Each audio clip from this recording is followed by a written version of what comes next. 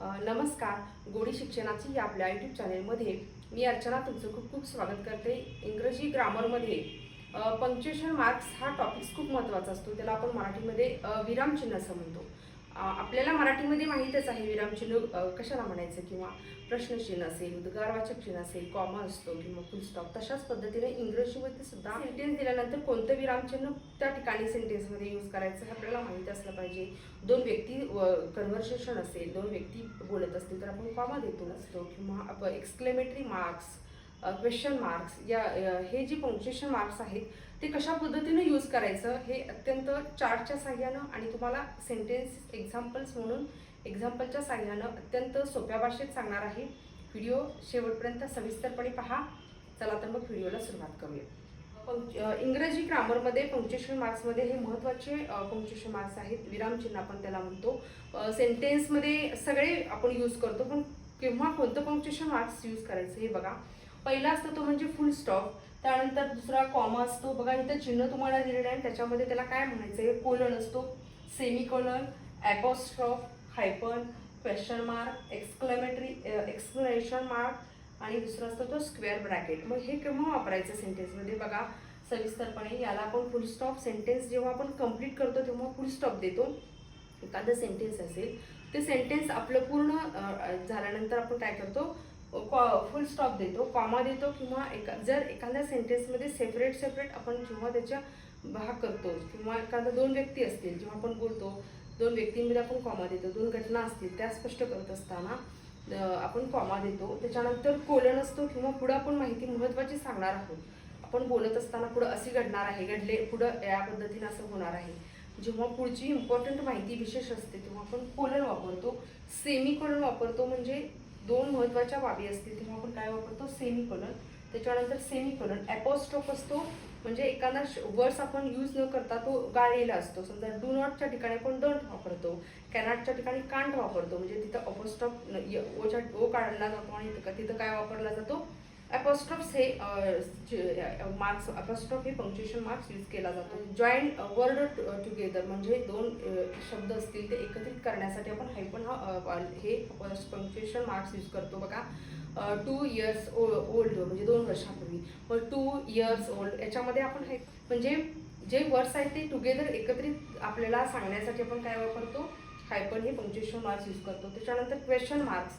आपण एखाद्याला क्वेश्चन विचारतो तेव्हा आपण काय वापरतो, हे पंक्च्युएशन मार्क्स चिन्ह वापरतो. त्याच्यानंतर एक्सप्लेनेशन मार्क्स, जेव्हा आपण आपले इमोशन्स सांगत असतो, किंवा आपल्या इमोशन्स इतरांना सांगत असतो, किंवा आपण जेव्हा एखादी गोष्ट पाहिल्यानंतर आपल्या तोंडातून फिलिंग्स आपोआपच फिलिंग्स येतात आणि त्याच्या काही फिलिंग्स असतात, इमोशन्स असतात, तेव्हा आपण एक्सप्लेनेशन मार्क्स यूज करतो. त्याच्यानंतर स्क्वेअर ब्रॅकेट असतं. स्क्वेअर ब्रॅकेट इम्पॉर्टंट माहिती, आपण खूप महत्त्वाची इम्पॉर्टंट माहिती असेल तेव्हा आपण काय करतो, स्क्वेअर ब्रॅकेट करतो. अशा पद्धतीनं इंग्रजीमध्ये पंक्च्युएशन मार्क्स असतात. हे खूप महत्त्वाचे आहेत. केव्हा कधी यूज करायचं हे जर आपल्याला माहीत असेल तर आपण याच्या पद्धतीनं आपण चांगल्या पद्धतीनं पंक्च्युएशन मार्क्स वरील सेंटेन्स दिल्यानंतर त्या सेंटेन्समध्ये आपण चांगल्या पद्धतीनं याचा यूज करू शकतो. तुम्हाला डायरेक्ट मी यूज केलेली सेंटेन्सेस दिलेले आहेत, म्हणजे तुमच्या चांगल्या पद्धतीनं लक्षात राहील. बघा पहिला तुमचं जे सेंटेन्स आहे त्याच्यामध्ये तुम्हाला कॉमा यूज कशा पद्धतीनं होतो, कॉमा केव्हा करतात, जे आपण बोलतो किंवा एका सेंटेन्समधील असतील, एका सिरीजमधील असतील तेव्हा आपण काय करतो, कॉमा करतो. बघा कॉमा हे पंक्च्युएशन मार्क्स यूज करतो. She is a clever healthy women. वुमेनबद्दलच 2 थिंग्स आहेत, क्लेवर अँड हेल्दी. ती कशी आहे, क्लेवर पण आहे आणि हेल्दी पण आहे. तर त्या दोन्ही गोष्टींसाठी मध्ये कोणतं यूज करतात पंक्च्युएशन मार्क, कॉमा. त्यानंतर इथं फुल स्टॉप दिलेलं आहे. I like to drink tea every morning. एक सिम्पल वाक्य आहे, मला रोज सकाळी चहा प्यायला आवडतो. I like to drink tea every morning. इथं सिम्पल वाक्य आहे, कुठेही अक्षर गाळलेले नाही, किंवा 2 थिंग्सबद्दल किंवा 2 सेंटेन्सबद्दल, कुठेही 2 वर्ड्सबद्दल तुम्हाला एक्सप्लेनेशन दिलेली नाही आहे. सिम्पल वाक्य आहे. वाक्याच्या शेवटी काय येणार आहे, इथं तुम्हाला फुल स्टॉप. इथं काय येणार आहे, फुल स्टॉप. त्यानंतर प्रश्नचिन्ह. जेव्हा आपण क्वेश्चन विचारतो तेव्हा आपण काय करतो, प्रश्नचिन्ह देतो. What are you doing, what is your name, when you are going to village, when you are going to school. अशा पद्धतीचे जेव्हा आपण क्वेश्चन विचारतो तेव्हा क्वेश्चन मार्क यूज करतात. बघा व्हॉट आर यू डुईंग, तू काय करत आहेस, जेव्हा आपण दुसऱ्याला प्रश्न विचारतो तेव्हा काय करतात, यूज क्वेश्चन मार्क. इथं बघा क्वेश्चन मार्क हे दिलेलं आहे चिन्ह. त्यानंतर इमोशन्स जेव्हा आपण एक्सप्रेस करतो तेव्हा त्या सेंटेन्समध्ये काय करतात, एक्सक्लेमेशन मार्क यूज करतात. समजा एक जंगल आहे, जंगलामध्ये वाघ आहे, वाघ समोर बघितल्यानंतर आपण खूप घाबरतो, ओ माय गॉड. याला आपण कोलन असं म्हणतो. ही ब्रॉड कोलन कधी वापरतात, पुढच्या जी गोष्ट असते ती आपल्याला वाक्य अर्ध असतं आणि पुढची गोष्ट आपल्याला सांगायची असते, त्या दोन्हीच्या मध्ये कोलन वापरतात. किंवा सेमिकोलनचा त्याच्यामध्ये बघा, ही ब्रॉड 3 थिंग्स, त्याने 3 गोष्टी आणलेल्या आहेत. मग त्या कोणत्या गोष्टी आहेत हे पुढे सांगणार आहे. जसं की मग कोणत्या कोणत्या आहेत, नोटबुक असेल, पेन असेल, तुमची पेन्सिल असेल, तुमची इरेझर असेल, काय असेल. म्हणजे पुढील गोष्टींबद्दल जेव्हा आपल्याला बोलायचं असतं, अर्ध वाक्य झालेलं असतं, पुढची कोणती गोष्ट आपल्याला माहित नाहीये पण ती बोलायची असते, तेव्हा आपण कोलन हे पंक्च्युएशन मार्क्स यूज करत असतो. अशा पद्धतीनं अजूनही याच्यावर सेंटेन्सवरील आपण एक्झाम्पल्स पाहूया. त्यानंतर पुढचा अपॉस्ट्रॉफ असतो. अपॉस्ट्रॉफ्स मध्ये बघा, anything, I can't see anything, I can't see anything. इथं जो तुमचा अपॉस्ट्रॉफ यूज केलेला आहे तो अपॉस्ट्रॉफ म्हणजेच इथं NOT आहे, ओ आहे, लेटर तुमचं काढलेलं आहे, त्याच्या ठिकाणी अपॉस्ट्रॉफ बोलतात. इथं ऍक्च्युली कॅनॉट असं आहे, I can't see anything.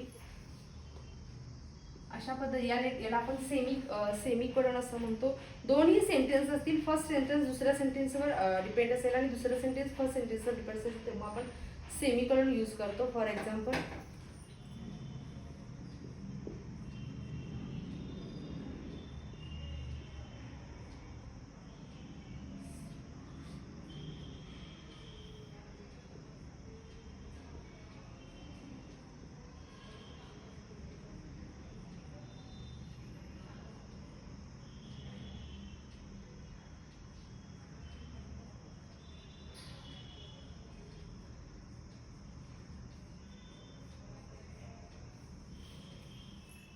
Semicolon म्हणजे अर्धविराम, semicolon. I play for sports म्हणजे अर्ध, फर्स्ट जे सेंटेन्स आहे ते सेकंड्सवर डिपेंड असतं आणि सेकंड फर्स्टवर डिपेंड असतं, तेव्हा या ठिकाणी तुम्हाला सेमिकॉलन हे पंक्च्युएशन मार्क्स यूज केलं जातं. बघा, आय प्ले फॉर स्पोर्ट्स, कोणते कोणते फॉर स्पोर्ट्स आहेत हे पुढे माहीत आहे बघा, क्रिकेट, फुटबॉल, हॉकी आणि खो खो, तेव्हा काय यूज केलं जातं, सेमिकोलन. अशा पद्धतीने त्याच्यानंतर इम्पॉर्टंट माहिती असेल तर तुम्हाला हे ब्रॅकेट हे चिन्ह वापरतात. जे महत्त्वाचं वाक्य बोलण्याचं आहे त्याचे आणि मोठं इंट्रोड्युसिंग असेल, जास्त इंट्रोड्युसिंग असेल तर हे चिन्ह वापरतात. त्याला ब्रॅकेट, स्क्वेअर ब्रॅकेट असं म्हणतात. हायफन असं म्हणतो. म्हणजे बघा, दोन जे वर्ड्स टुगेदर, सेंटेन्स मधले वर्ड्स टुगेदर म्हणजे एकत्रित शब्द असतो, वेगवेगळे शब्द असतात पण ते एकत्रित बोलायचे असतात, तेव्हा हे चिन्ह वापरतात. याला आपण हायफन असं म्हणतो. बघा, 10 years ओल्ड, आता 10 years, 10 त्याच्यानंतर इयर्स आणि ओल्ड, हे तिन्ही शब्द आपल्याला जोडायचे आहेत, त्याच्यामध्ये तुम्हाला हायफन हे तुम्हाला पंक्च्युएशन मार्क्स यूज करावं लागतं. नंतर हे जे चिन्ह याला आपण डॅश असं म्हणतो. डॅश केव्हा वापरतात, ॲड एक्स्ट्रा इन्फॉर्मेशन, खूप जास्त इन्फॉर्मेशन ॲड करायची असेल, ॲड